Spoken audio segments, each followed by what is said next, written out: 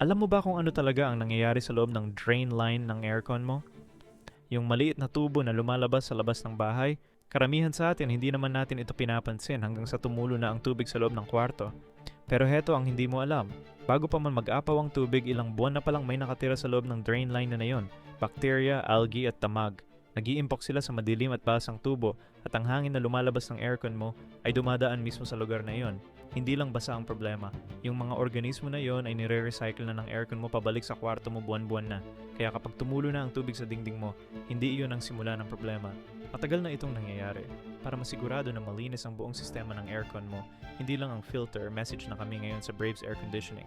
Available ang cleaning, preventive maintenance, at repair. Cash, CO'd at installment accepted. PM na tayo!